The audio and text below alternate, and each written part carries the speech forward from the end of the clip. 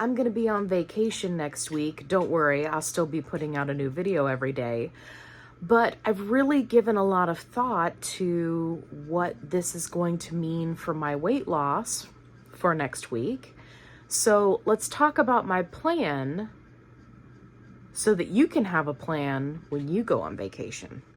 Hey everybody, it's Allie. I'm on a fantabulous weight loss journey, and hopefully you'll subscribe, come along for the ride, because I put out new videos every day.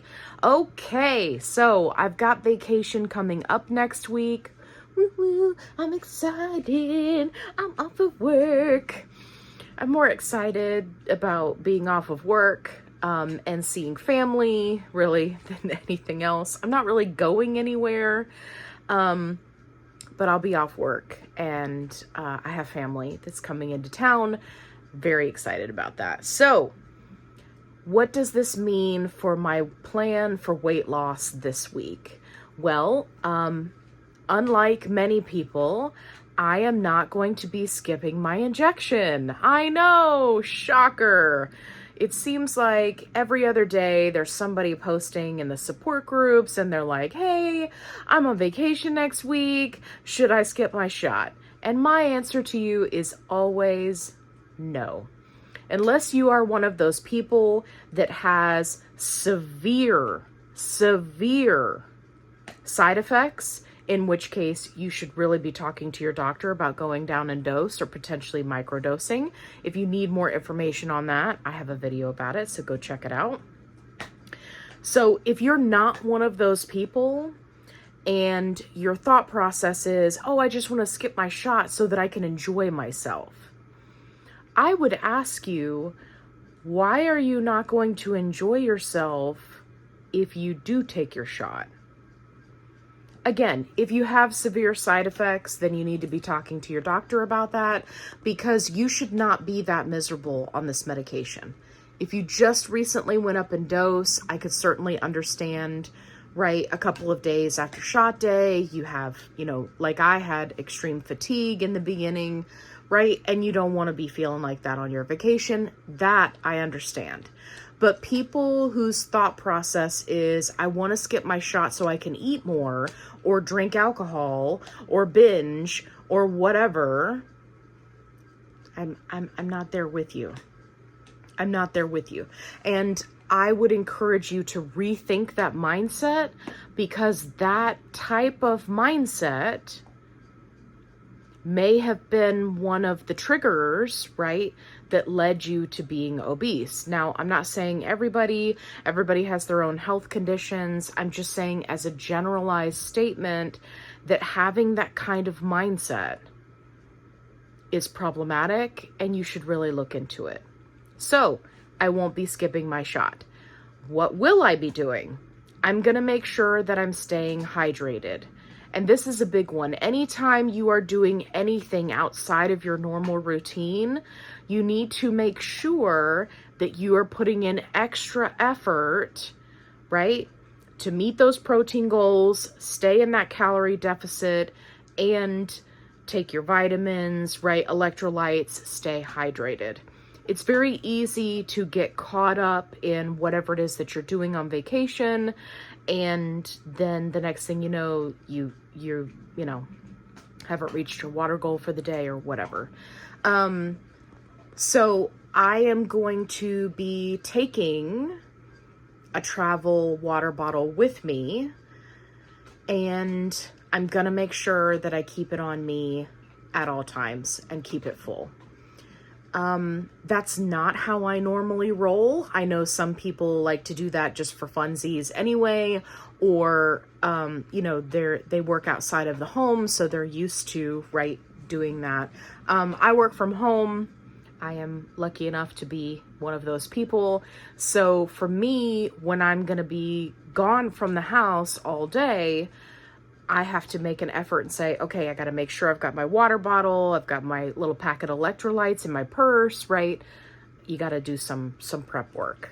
So since family is coming to visit me, I have already been researching some restaurants that I know that they're going to want to go to, so that I can take a look and make some healthy choices before I even get there. And this one is a real game changer, because when you plan your meals, or you plan at the very least where you're going to be eating, it helps you to set yourself up for success. It also means you're less likely to, blow out your calories at lunchtime, right? And then you're going to somewhere nice for dinner. So remember to do things in moderation, to certainly enjoy yourself, but to also make healthy choices, and to think about how your day is going to balance as a whole. And this is one of the things that I'll be talking about more in depth when I do my video where I have interviewed people who have reached their goal weight, who are now through their maintenance phase and have gotten off the medication, things that they are doing in their everyday life that help maintain the weight loss. So I'm going to go more in depth than that in another video, but for this one, we're just going to try to look at our day as a whole and try to make as many healthy choices as we can. For me, because I'm a GLP-1 advocate, my family already knows that this is a medication that I take, and they have already been around me before, so they're familiar with, the side effects and things that I have to take into consideration. And so none of that is going to be a surprise to them, right? If we go out to eat and I eat a very small portion, that's really not going to be shocking for them. I often remind them when we do get together, hey, just so you remember, I have to plan out my meals, so let's take a look at our day, because if I don't, I'll just forget to eat all day, or I'll eat at odd times, and I don't want to make you uncomfortable. So we make a concerted effort to kind of just have a rough game plan for the day, and then we're good to go. Make sure you got some healthy snacks, woo, yeah. That's my healthy snacks song. I made it just for you. So make sure that in your purse, in your travel bag, in your fanny pack, in your purse, if you're a dude wearing a bag, whatever the case may be, make sure that you have some healthy snacks on hand. If you're going out to events or places, right, where you don't normally go, there may not be food available, and if you need a snack, make sure that you've got a healthy option on hand. That will also help you, if you don't have as much appetite suppression, to make sure that once you get to dinner, right, you're not ravenously hungry and then making poor choices. So make sure you've got that healthy snack. Last but not least, and this one is really very, very important, especially if you are working to heal your relationship with food. Remind yourself that the meal or the food is not the reason for the occasion, right? So if you have family that's coming to visit you, right, like mine's coming to visit me, then remind yourself that your company, your family, your friends, whoever it is that you're vacationing with, your significant other, right, your children, they are the reason for the occasion, not the food. I know that, at least for me, I was always so excited about going out to eat, going to the fancy place, going to the favorite restaurant. Oh, I want to share this with you because I've always been a foodie. And I still have that excitement.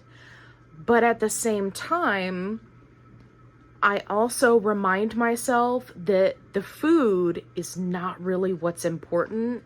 It's your company.